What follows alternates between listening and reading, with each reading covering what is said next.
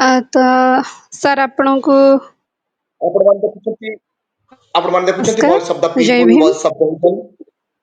ମୁଁ ବର୍ତ୍ତମାନ ଆମର ଅତିଥି ଅଛନ୍ତି ଆଜି ଦ୍ରୌପଦୀ ମ୍ୟାଡମ। ଆଜି ଆମର ବିଷୟଟା ହଉଛି ମଦ୍ୟପ ବାପା ଠାରୁ ପାଖଣ୍ଡୀ ମା ସନ୍ତାନ ପାଇଁ ବହୁତ ଖତରନାକ କି। ଆପଣମାନେ ସମସ୍ତେ ଜାଣିଛନ୍ତି ଭାରତ ବର୍ଷରେ ଦୈନନ୍ଦିନ ଭାବରେ ପାଖଣ୍ଡବାଦଟା ବଢି ଚାଲିଛି।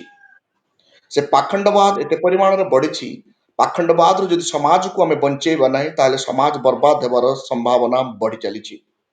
ଭାରତ ସମ୍ବିଧାନର ଆର୍ଟିକଲ 51H କହୁଛି ଯେ ସାଇଣ୍ଟିଫିକ ଟେମ୍ପରାମେଣ୍ଟ ତୈୟାର କରିବା ଦରକାର ଦେଶର ଉନ୍ନତ ପାଇଁ। ଯଦି ଆମେ ସାଇଣ୍ଟିଫିକ ଟେମ୍ପରାମେଣ୍ଟ କରିବା ନାହିଁ ତାହେଲେ କେବେ ବି ଡେଭଲପ ହବ ନାହିଁ ଦେଶ।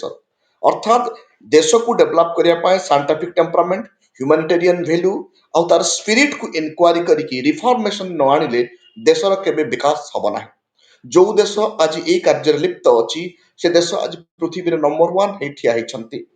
ସେଇ ପ୍ରକାର ଭାବରେ ଭାରତ ସମ୍ବିଧାନର ଆର୍ଟିକଲ 25 ଆଉ 26 କହୁଛି ଯେ ପ୍ରତ୍ୟେକ ବ୍ୟକ୍ତିକୁ ନିଜର ଧର୍ମର ପ୍ରଚାର କରିବାର ଅଧିକାର ଅଛି, ହେଲେ ବି ସେଠି ରହିଛି subject to condition, public order, morality and health.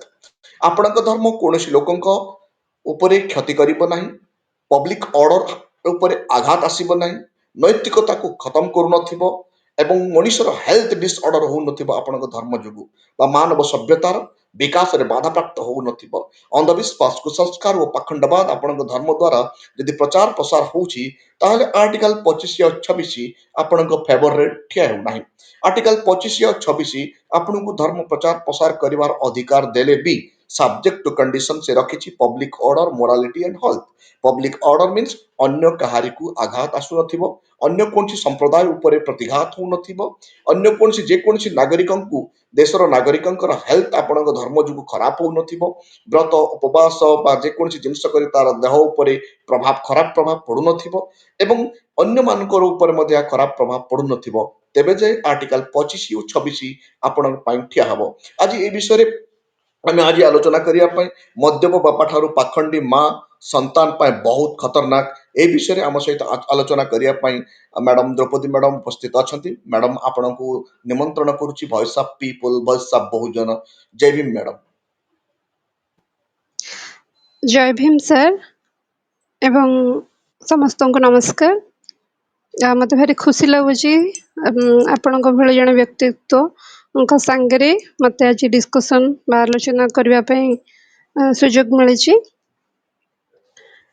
ତେବେ ସାର୍ ଆଜି ଆପଣଙ୍କର ଟପିକ୍ ରହିଛି, ବିଷୟବସ୍ତୁ ଯାହା ବି ଅଛି ଆମର ମଦୁଆ ବାପା ଠାରୁ ପାଖଣ୍ଡୀ ମା ଅଧିକ ବିପଦ। ମୋ ଭଏସ୍ ସାର୍ ଅଡିବୁଲ୍ ଅଛି ତ ଏବେ? ଓକେ, ଅଡିବୁଲ୍ ଅଛି ତ ସାର୍ ଭଏସ୍? ଓକେ, ଆଜ୍ଞା ସାର୍। ତ ମା ପ୍ରଥମେ ସେ ଜଣେ ନାରୀ ସାର୍, ତାପରେ ଯାଇ କାହାର ମା। ଆମ ଭାରତରେ ନାରୀମାନଙ୍କର ଅବସ୍ଥା କ'ଣ ତାହା ସରକାରଙ୍କର ବେଟି ବଚାଅ, ବେଟି ପଢ଼ାଅ ଏବଂ କନ୍ୟାରତ୍ନ ମହିଳାମାନଙ୍କୁ ସଶକ୍ତ କରିବା ସ୍ଲୋଗାନ ଏସବୁରୁ ସ୍ପଷ୍ଟ ବାରି ହୁଏ ସାର୍। ଯେହେତୁ ମୁଁ ଜଣେ ତଥାକଥିତ ହିନ୍ଦୁ ପରିବାରରେ ମୋର ଜନ୍ମ ଏବଂ ଏହି ଧର୍ମ ଅନୁସାରେ ମୋର ଦୈନନ୍ଦିନ ଜୀବନ ପ୍ରଭାବିତ ହୁଏ। ଏହି ହିନ୍ଦୁ ଧର୍ମର ତଥାକଥିତ ଧର୍ମଗ୍ରନ୍ଥ ଏବଂ ନ୍ୟାୟଶାସ୍ତ୍ର ମୋ ବିଷୟରେ ଅର୍ଥାତ୍ ମହିଳାମାନଙ୍କ ବିଷୟରେ କ'ଣ କହେ ତାହା ଆପଣଙ୍କୁ ମୁଁ କହିବି ଏବଂ ଆପଣ ହିଁ ଚିନ୍ତା କରିବେ ବାସ୍ତବିକ କିଏ ଖରାପ ଆଉ କିଏ ଭଲ, ମଦୁଆ ବାପା ନା ପାଖଣ୍ଡୀ ମା।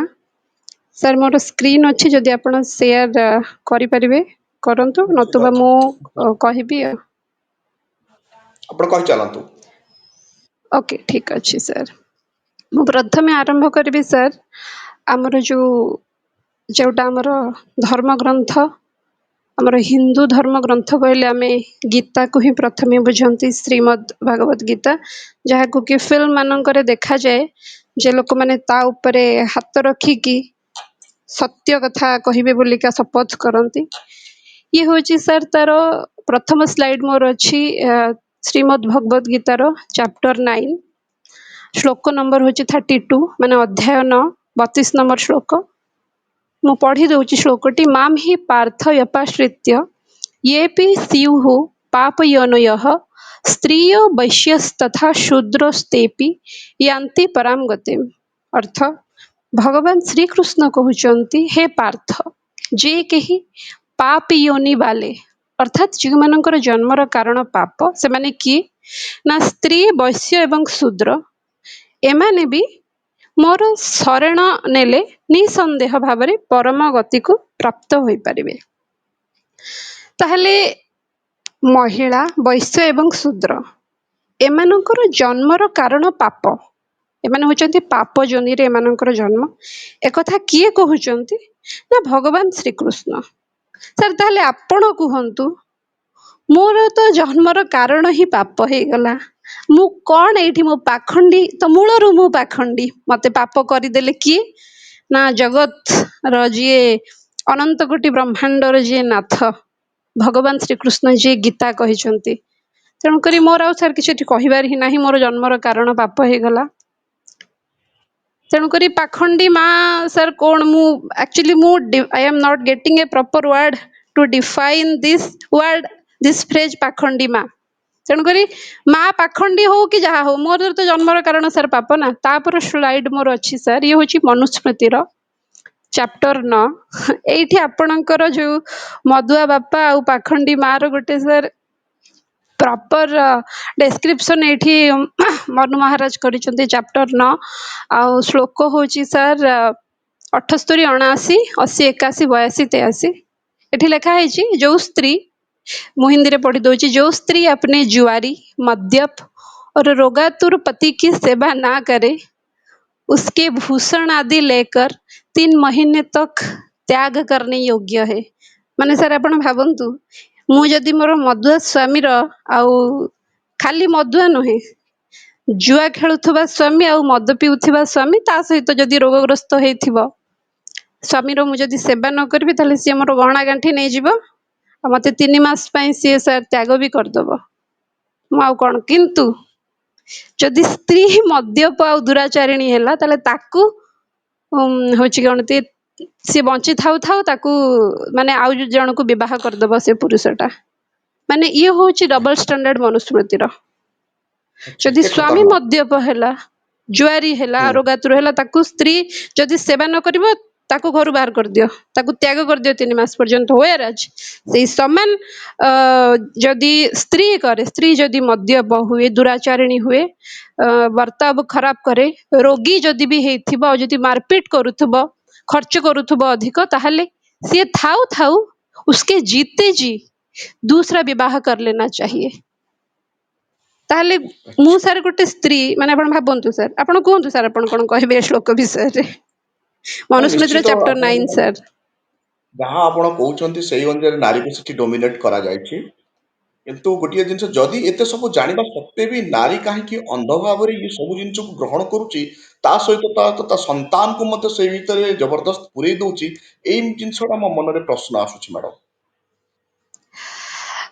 सर या ऊपर गोटे छोट जिनस सर मु आपनको कहिबी जेतेबेले गोटे मु आ भी गोटे श्लोक देखेबी जेतेबेले सर गोटे परिवार रे गोटे झियोटे पुत्रीटे जन्म हुए आपण माने जानिछन्ती सर टिके लोक मान भीतर गोटे मन दुख आसे कहीं प्रकाश न कले भी आसे तार मूल कारण थाए मो झील को যৌতুক देकी बाहाघर करी एक नंबर कथा 2 नंबर कथा जो झीलटी को मो छोटरू बड़ करी छात्री लगेकी रखी ता स्वामी जदि ताकू पिटिबो मु किछि कहि परिबिनी कारण मु ताकू दान करदेली गोटे झील वस्तु योग्य हो गला सेठी ताकू कन्या दान करदेली सर।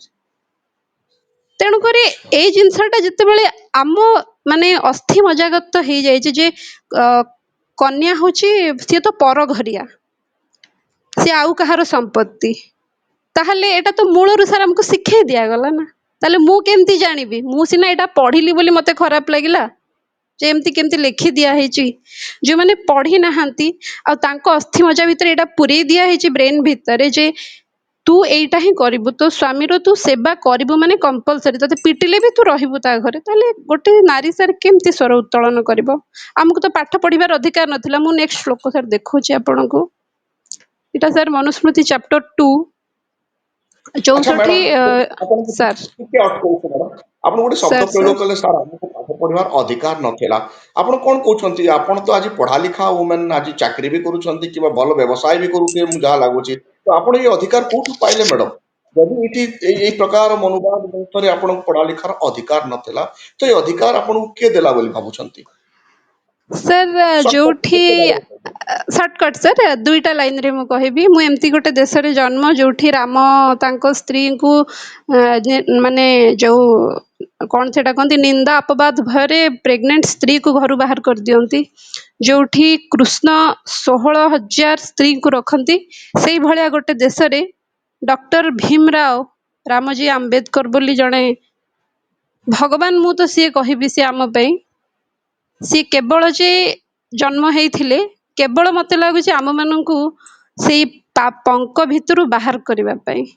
ଯୋଉମାନେ ଆଜି ଯାଇକି ଯୋଉ ସ୍ତ୍ରୀ ଲୋକମାନେ ଆଜି ଯାଇକି ସେଇ ରାମକୃଷ୍ଣଙ୍କ ପାଦରେ ଫୁଲ ଥଉଛନ୍ତି, ମୁଁ ତ କହିବି ବ୍ରାହ୍ମଣ ହୁଅନ୍ତୁ, କ୍ଷତ୍ରିୟ, ବୈଶ୍ୟ, ଶୂଦ୍ର, ସବୁ ସ୍ତ୍ରୀ ମାନଙ୍କୁ ଆଗେ ଯାଇକି ସେ ଆମ୍ବେଦକରଙ୍କର ପାଦ ତଳେ ତାଙ୍କ ଧୂଳି ନେଇକି ମୁଣ୍ଡରେ ମାରିବା କଥା, କି ତାଙ୍କ ପାଇଁ ଆଜି ଆମେ କଥା କହିବାର ସୁଯୋଗ ପାଇପାରୁଛୁ। ଏଇ ଯୋଉ କଥା କହୁଛି ମୁଁ, ମୋର ଯୋଉ କଥା କହିବାର ଅଧିକାରଟା ପାଇଛି, ଚାକିରି ତ ସାର୍ ମୁଁ ଗୋଟେ ଚେୟାରରେ ବସିଛି, that is a very big thing right now, but ମୁଁ ଯୋଉ କଥା କହିପାରୁଛି, ସେ କଥା କହିବାର ଅଧିକାରଟା ବି ମତେ ବାବା ସାହେବ ଦେଇଛନ୍ତି। ମତେ ମୋ ଧର୍ମଗ୍ରନ୍ଥ ଦେଇନି, ସାମାନ୍ୟ ମୁଁ ପ୍ରମାଣ ଆପଣଙ୍କ ସାମ୍ନାରେ ସାର୍ ମୁଁ ଯାହା କହୁଛି ରେଫରେନ୍ସ ଦେଇକି କହୁଛି। ତେଣୁ କରିକି ସାର୍ ଆପଣ ଯୋଉ ପ୍ରଶ୍ନ ପଚାରିଲେ, ମୁଁ ଏଇ ଯୋଉ ଚାକିରି କରିଛି କି ବ୍ୟବସାୟ କରୁଛି କି ପଇସା ରୋଜଗାର କରୁଛି, ଏ କରିବାର ଅଧିକାର ମତେ ବାବା ସାହେବ ମୋର ସମ୍ବିଧାନ ଦେଇଛି। ତେଣୁ କରିକି ସାର୍ ମୁଁ ସିମ୍ପଲ ଜିନିଷ କହିବି, ବାବା ସାହେବ ରାମକୃଷ୍ଣ ମତେ ମାନେ ଦେଇନାହାନ୍ତି ଅଧିକାର। ଆପଣ ମାନୁଛନ୍ତି ଡକ୍ଟର ବାବା ସାହେବ ଆମ୍ବେଦକରଙ୍କ ଦ୍ୱାରା ଆଜି ଭାରତରେ ଯେତେ ବି ମହିଳା ଅଛନ୍ତି, ଆଜି ସେମାନେ ଶିକ୍ଷିତ ହେଇପାରିଛନ୍ତି, ସମସ୍ତ ପ୍ରକାର କର୍ମକ୍ଷେତ୍ରରେ ଯୋଗ ଦେଇ ପାରିଛନ୍ତି, ରାଜନୀତିଠୁ ଆରମ୍ଭ କରି ସାମାଜିକ ଉନ୍ନତି, ଚାକିରି କରିବା, ଉଡ଼ାଜାହାଜ ଚଲେଇବା, ଯୁଦ୍ଧ କରିବା, ବ୍ୟବସାୟ କରିବା, ସିଓ ବନିବା, ଏ ସମସ୍ତ କେବଳ ଶ୍ରେୟ ଆପଣ ଆମ୍ବେଦକରଙ୍କୁ ଦେବେ, କାହିଁକି ଆମ ଧର୍ମଗ୍ରନ୍ଥକୁ ଦେବେ ନାହିଁ? ମୁଁ ଜାଣିଛି ଆମ ରାମାୟଣ, ଆମ ମହାଭାରତ, ଆମ ବେଦ, ପୁରାଣ, ଗୀତା, ମନୁସ୍ମୃତି, ଅପସ୍ତମ୍ଭ ସଂହିତା, ଭୃଗୁ ସଂହିତା, ଏଇ ଜାଗା ମାନଙ୍କରେ ବି ତ ନାରୀର ଉତ୍ଥାନ କଥା କହୁଛି ବୋଲି ଆମର ଧର୍ମଯାଜକ ବା ଆମର ଆମର ଶଙ୍କରାଚାର୍ଯ୍ୟ ମାନେ ସଦାସର୍ବଦା କହନ୍ତି। ଆପଣ କଣ କହିବାକୁ ଚାହୁଁଛନ୍ତି ଏଠି? ଆଚ୍ଛା, ମୁଁ ସାର୍ କିଛି କହିବାକୁ ଚାହୁଁନି, ମୁଁ ସିଧା ରେଫରେନ୍ସ ଦେଇକି ଆପଣଙ୍କୁ କହିବି। ମନୁସ୍ମୃତି ଯେତେବେଳେ ନିଶ୍ଚିତ। ସାର୍ ସମ୍ବିଧାନ ଲାଗୁ ହେଇନଥିଲା, ସେତେବେଳେ ମନୁସ୍ମୃତି ଅନୁସାରେ ଆମର ନ୍ୟାୟଶାସ୍ତ୍ର, ତାକୁ ଧର୍ମଗ୍ରନ୍ଥ ବହୁତ ଲୋକ କହନ୍ତି, ମନୁସ୍ମୃତି ଧର୍ମଗ୍ରନ୍ଥ ନୁହେଁ, ତାହା ନ୍ୟାୟଶାସ୍ତ୍ର ବା ଲ ବୁକ୍, ଠିକ ଅଛି।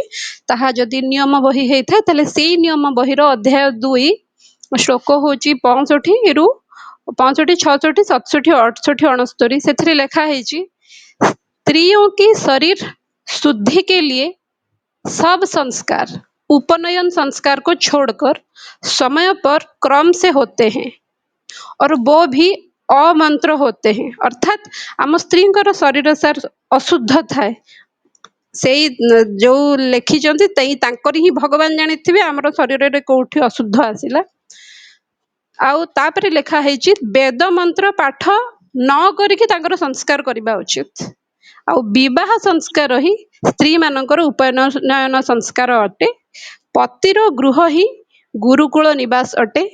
ଗୃହାଗ୍ନିକୁ ପ୍ରଜ୍ୱଳିତ କରିବା ହିଁ ତା ପାଇଁ ଯଜ୍ଞ ଅଟେ। ସାର୍ ତାହେଲେ ମତେ କୁହନ୍ତୁ ସାର୍, ମୋର ବିବାହ ହେଲେ ହିଁ ମୋର ଉପନୟନ ସଂସ୍କାର ହେଲା, ଯାହାକି ବ୍ରାହ୍ମଣ, କ୍ଷତ୍ରିୟ, ବୈଶ୍ୟଙ୍କର ଉପନୟନ ସଂସ୍କାର ହୁଏ, ଶୂଦ୍ରଙ୍କର ହୁଏନି। ଯଦି ବି ମହିଳାର ସଂସ୍କାର ହବ, ସେଟା କଣ ନା ବିବାହ ଦ୍ଵାରା ତାର କରାଯିବ, ଏବଂ ପତିର ସ୍ୱାମୀର ଗୃହ ହିଁ ତା ପାଇଁ ଗୁରୁକୁଳ। ଗୃହାଗ୍ନି ଅର୍ଥାତ୍ ଘରେ ଆଉ ସାର୍ କୋଉ ଅଗ୍ନି ଜଳେ? ରୋଷେଇ କରିବା ପାଇଁ ଯୋଉ ଅଗ୍ନି ଜଳେ, ସେଇ ଅଗ୍ନି ହିଁ ତା ପାଇଁ ହବନ କର୍ମ। ଆମର ସାର୍ ଧର୍ମ କର୍ମ କିଛି ନାହିଁ, ଆମର କର୍ମ ହଉଛି ମୁଖ୍ୟତଃ ସ୍ୱାମୀର ସେବା କରିବା। ଦ୍ୱିତୀୟ ଜିନିଷ ମୁଁ ଆପଣଙ୍କୁ ଦେଖିଲି, ସେଠି ସ୍ୱାମୀ ମଦ୍ୟପ ହେଇଥିଲେ ବି ତାର ସେବା କରିବା ପାଇଁ ପଡିବ, ଏଠି ତାର ସ୍ୱାମୀର ଘର ହିଁ ମୋ ପାଇଁ ଗୁରୁକୁଳ। ଏବେ କୁହନ୍ତୁ ସାର୍, କୋଉଠି ମତେ ପାଠ ପଢିବାର ଅଧିକାର ଦେଲା? ଆମ ନିୟମ ତ କହୁଛି ଏଇଆ ସାର୍, ମୁଁ କୋଉଠି ମୋ ଆଚ୍ଛା, ପାଠ ପଢିଲି କେମିତିଆ? ଆପଣ ତାହେଲେ ଯଦି ଆଜି ଆପଣ ଗଣି ଦେବେ ସାର୍, ଆଜ୍ଞା ସାର୍। ସାର୍ କୁହନ୍ତୁ। ଆଜି ଆପଣଙ୍କର ଆଖି ଖୋଲି ଦେଇଛନ୍ତି। ମୁଁ ଯାହା ଭାବୁଥିଲି ତାର ଉଲ୍ଟା ରୂପ ସବୁ ଆସୁଛି। କାରଣ ଶଙ୍କରାଚାର୍ଯ୍ୟ ମାନେ ଅନ୍ୟାନ୍ୟ ଧର୍ମ ପୁରୋହିତ ମାନେ ସଦାସର୍ବଦା କହନ୍ତି ନାରୀର ମୁକ୍ତି ହିଁ ହେଇଛି ଆମର ସମସ୍ତ ଧର୍ମ ଗ୍ରନ୍ଥରେ ଏବଂ ପୁସ୍ତକରେ। କିନ୍ତୁ ଆଜି ଆପଣ ମନୁସଂହିତା ଖୋଲିକି ଯୋଉ ପ୍ରକାର କଥା କହିଛନ୍ତି ପ୍ରମାଣ ସହ ସେଇଟା ପ୍ରଶଂସନ ଯୋଗ୍ୟ ଅଟେ। ତ ଏଥିରୁ ପ୍ରମାଣ ହଉଛି ଯେ ବାବା ସାହେବ ଅମ୍ବେଦକର ଯଦି ଆସିନଥାନ୍ତେ, କଣ ଭାରତର ନାରୀ ଆଜି ଉପଯୁକ୍ତ ସ୍ଥାନରେ ପହଞ୍ଚି ପାରିଥାନ୍ତା ମ୍ୟାଡମ ଗୋଟେ ଦୁଇ ପଦରେ? ପ୍ରଶ୍ନ ଉଠୁନି, ଅସମ୍ଭବ। ବହୁତ ସର୍ଟକଟରେ ଆପଣ ଅସମ୍ଭବ ଆନ୍ସର ସାର୍, ଦେଇଦେଲେ। ବହୁତ ସର୍ଟକଟରେ ଆନ୍ସର ଦେଇଦେଲେ। ଅସମ୍ଭବ। ଅସମ୍ଭବ ନିଶ୍ଚିତ ଭାବେ ଆପଣଙ୍କ ଭିଉ ଅନୁଯାୟୀ ଅସମ୍ଭବ ହିଁ ହେଇଥାନ୍ତା ବୋଲି ମୁଁ ବି ମନେ କରୁଛି। ଯୋଉ ଆଜି ଯୋଉ ପାଖଣ୍ଡବାଦ ଏ ସମସ୍ତ ହେବା ସତ୍ତ୍ୱେ ବି ପାଖଣ୍ଡବାଦରେ ନାରୀ ଡୁବି ରହୁଛି, କଣ କଲେ ଆମେ ନାରୀକୁ ଏ ପାଖଣ୍ଡବାଦରୁ ମୁକ୍ତି ଦେଇପାରିବା? କାରଣ ନାରୀ ସାର୍ ପାଖଣ୍ଡବାଦ ରହିବା ଯୋଗୁଁ ତାର ପୁରା ପରିବାର ନଷ୍ଟ ହେଇଯାଉଛି ସାର୍ ମ୍ୟାଡମ। ଶିକ୍ଷା ତ ଜରୁରୀ, ମାନେ ଶିକ୍ଷାଟା ବହୁତ ଜରୁରୀ ସ୍ୱାବଲମ୍ବୀ ହବା ପାଇଁ ସାର୍, କିନ୍ତୁ ଆଖି ଖୋଲିବା ପାଇଁ ଶିକ୍ଷା ଜରୁରୀ ବୋଲି ମୁଁ କହିବିନି। ତା ପାଇଁ ପ୍ରକୃତ ଶିକ୍ଷା ସହିତ ପ୍ରକୃତ ଇତିହାସ ଜଣେଇବା ଉଚିତ। ଆମେ ଯଦି ଏଇଆ ପଢେଇବା ଲୋକଙ୍କୁ, ଆପଣ ଯଦି ୟୁପିଏସସି ର କ୍ୱେଶ୍ଚନ୍ସ ଦେଖିବେ ବା ଆମର ନର୍ମାଲ ଏସଏସସି ର କ୍ୱେଶ୍ଚନ୍ସ ଦେଖିବେ, ଆମ୍ବେଦକରଙ୍କର ସମ୍ବିଧାନ ଲେଖିବାରେ ଗୁରୁତ୍ୱଟା ଅତି ବେଶୀରେ ସାର୍ 2ଟି ରୁ 3ଟି କ୍ୱେଶ୍ଚନ୍ସ ଆସିବ। Manu of Indian constitution doctor Ambedkar, ସିଏ ଥିଲେ ଯୋଉ ଚେୟାରମ୍ୟାନ ଥିଲେ ଡ୍ରାଫଟିଂ କମିଟିର, ବାସ୍ ଏ 2ଟା କ୍ୱେଶ୍ଚନ ଛାଡିଦେଲେ ସାର୍, କିମ୍ବା ଗୋଲ ଟେବୁଲ ବୈଠକରେ ତାଙ୍କର କଣ ଆବେଦନ ଥିଲା ପୁନା ପ୍ୟାକ୍ଟ, ଏଇ କେତେଟା ପର୍ଟିକୁଲାର ସାର୍ କ୍ୱେଶ୍ଚନ ଛାଡିଦେଲେ ଆମ୍ବେଦକରଙ୍କୁ ଟୋଟାଲି ଇଗ୍ନୋର କରାଯାଇଛି ସାର୍ ଆମ ଇତିହାସରେ, ଆମର ପଲିଟିରେ। କିନ୍ତୁ ଆଚ୍ଛା ଯଦି ଆମ୍ବେଦକରଙ୍କର ଜୀବନୀକୁ ଆମକୁ ପଢାଯାଆନ୍ତା, ଫୁଲେଙ୍କ ଜୀବନୀକୁ ଯଦି ପଢାଯାଆନ୍ତା, ହ୍ୱେର ଆଜ ମୁଁ ସୋର୍ସରୁ ମାନେ ଅନଲାଇନରୁ ପଢିଛି ସାର୍, ଦେଖିଛି ବି। I think London School of Economics କିମ୍ବା ୟୁଏସ୍ କୋଉଠି ତ ଗୋଟେ, ମୁଁ exactly I am not that sure, ସେଠି ବାବା ସାହେବଙ୍କର ଜୀବନୀକୁ ଆଜ ଏ ଟେକ୍ସଟ ବୁକ୍ ସେଠି ପଢାଯାଉଛି। ଆଚ୍ଛା ମାନେ ଯୋଉ ସିଏ ଆମ ଭାରତର ଏମିତିଆ ଗୋଟେ ମଣିଷ ଯେ ଲଣ୍ଡନ, ଏ କଥାଟା ମୁଁ ବିକାଶ ଦିବ୍ୟକୀର୍ତ୍ତିଙ୍କ ମୁହଁରୁ ବି ଶୁଣିଛି। ସିଏ ଯେତେବେଳେ ଲଣ୍ଡନ ସ୍କୁଲ ଅଫ୍ ଇକୋନୋମିକ୍ସ ଯାଇଥିଲେ, ସିଏ ଖୋଜିଥିଲେ ବାବା ସାହେବ ଏଠି ପଢିଥିଲେ ବୋଲି କଣ ଗୋଟେ ଅଛି କି, କିନ୍ତୁ ସେଇଠି ବାବା ସାହେବଙ୍କ ମୂର୍ତ୍ତି ଅଛି ସାର୍। ଆଚ୍ଛା ଆମର ତ ଏଠି ବାବା ସାହେବଙ୍କ ମୂର୍ତ୍ତିକୁ ଭାଙ୍ଗି ଦଉଛନ୍ତି। ଏଟା ମୁଁ ବିକାଶ ଦିବ୍ୟକୀର୍ତ୍ତିଙ୍କ ମୁହଁରୁ ଶୁଣିଛି। ଲଣ୍ଡନ ସ୍କୁଲ ଅଫ୍ ଇକୋନୋମିକ୍ସ ଆଜି ବି କ୍ଲେମ କରେ ଯେ ବାବା ସାହେବ ହଉଛନ୍ତି one of the greatest students of our institution.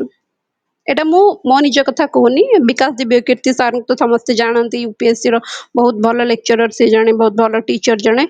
ସିଏ ତାଙ୍କ ମୁହଁରୁ ଏଇ କଥାଟା ମୁଁ କହୁଛି, ୱିଦାଉଟ୍ ଏନି ରେଫରେନ୍ସ କହୁନି ସାର୍। ତ ଯଦି ବାବା ସାହେବଙ୍କର ଇତିହାସ ଆମକୁ ସିଏ ଦେଖେଇ ଦିଆଯାଆନ୍ତା ଯେ ତାଙ୍କୁ କେମିତି ବାହାରେ ବସେଇ ଦଉଥିଲେ, ତାଙ୍କୁ କେମିତି ପାଠ ପଢିବାର ସୁଯୋଗ ମିଳିନଥିଲା, ତ ସତ୍ତ୍ୱେ ସିଏ ଆଜି ତାଙ୍କୁ ଚାନ୍ସ ମିଳିଲା, ସେ ସମ୍ବିଧାନ ଲେଖି ଦେଇକି ପଳେଇଗଲେ ଆମ ପାଇଁ। ତେଣୁକରି ସାର୍ ଏଇଆ ହଉଛି କଥା। ଆଉ କଣ କହିବି ସାର୍। ଓକେ, ଧନ୍ୟବାଦ ମ୍ୟାଡ଼ାମ। ଆପଣ ଆପଣଙ୍କ ମୂଲ୍ୟବାନ ସମୟ ଦେଇକି ଆଜି ଏଇ ଡିବେଟରେ ଭାଗ ନେଇଥିବା ଯୋଗୁଁ। ଆପଣମାନେ ଦେଖୁଛନ୍ତି voice of people, voice of Bahujan. ଆମମାନଙ୍କ ସହିତ ଥିଲେ ଦ୍ରୌପଦୀ ମ୍ୟାଡ଼ାମ, ସେ ବହୁତ ସୁନ୍ଦର କଥା କହିଛନ୍ତି। ବାସ୍ତବରେ ସମାଜକୁ ପରିବର୍ତ୍ତନ ଯଦି କରିବାକୁ ଆମେ ଚାହୁଁଛୁ, ନାରୀ ଶିକ୍ଷାର ଆବଶ୍ୟକତା ଅଛି। ତା ସହିତ ନାରୀକୁ ଆଉ ତାର ଇତିହାସ ବିଷୟରେ ଜଣେଇବାର ଆବଶ୍ୟକ ଅଛି। ଆମ ଧର୍ମଗ୍ରନ୍ଥର ସମସ୍ତ ଶାସ୍ତ୍ର, ତର୍କଶାସ୍ତ୍ରଠୁ ଆରମ୍ଭ କରି ଯେତିକି ଧର୍ମଶାସ୍ତ୍ର, ହିନ୍ଦୁ ଧର୍ମଶାସ୍ତ୍ର ଅଛି, ସବୁ ଧର୍ମଶାସ୍ତ୍ରକୁ ନାରୀ ବି ପଢିବାର ଆବଶ୍ୟକତା ଅଛି ଓ ସେ ପଢିଲେ ହିଁ ଜାଣିପାରିବ ଓ ତାର ଆଖି ଖୋଲିବ। ଯୋଉ ଦିନ ପର୍ଯ୍ୟନ୍ତ ନାରୀଟିଏ ଅଧ୍ୟୟନ କରିବ ନାହିଁ, ତାର ଆଖି ଖୋଲିବ ନାହିଁ ଓ ସମାଜ ଗଠନ ହେଇପାରିବ ନାହିଁ। ଏହା ବାସ୍ତବ ସତ୍ୟ। ଯଦି ନାରୀଟିଏ ପାଖଣ୍ଡୀ ବନିଯାଏ, ତା ପରିବାର ପୁରା ସମ୍ପୂର୍ଣ୍ଣ ରୂପେ ବର୍ବାଦ ହେଇଯାଏ। ଜଣେ ପୁରୁଷଟିଏ ଯଦି ମଦ୍ୟପ ବନିଯାଏ, କେବଳ ସେ ଜଣେ ହିଁ ନଷ୍ଟ ହୁଏ। ସେ କେବେ ବି ଚାହେଁ ନାହିଁ ତା ପୁଅକୁ ମଦ୍ୟପ କରିବା ପାଇଁ।